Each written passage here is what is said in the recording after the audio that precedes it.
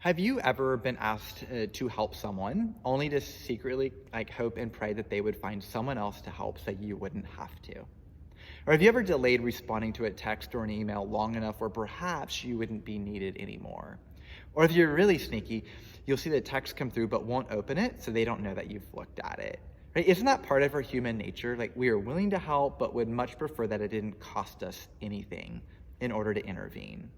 Well, as we finish out Galatians today, we are going to see that bearing one another's burdens is costly, but it is also joyful and necessary. So I'm going to read the first two verses of chapter 6, but I'm also going to read the last verse of chapter 5.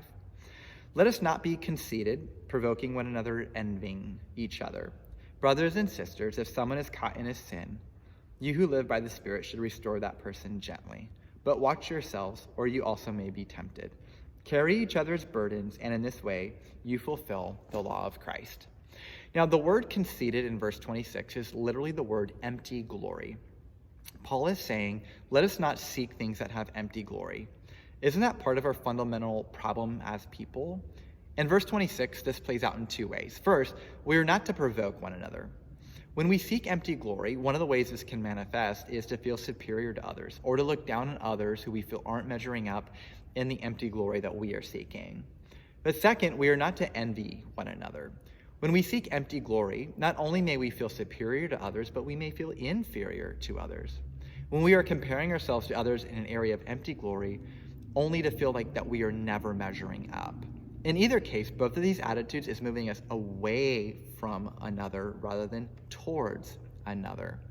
So now in verse 1, Paul says, if we see someone who's caught or trapped in a sin, we are to restore them in a spirit of gentleness.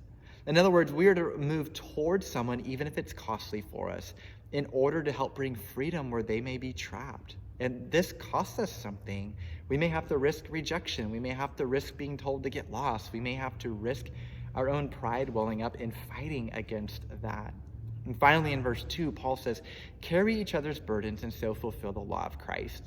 It's called a burden for a reason. It's crushing. And when someone is bearing a crushing burden alone, it can feel insurmountable.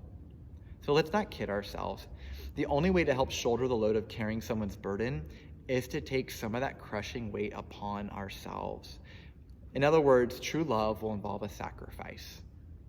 And shouldn't it be that way?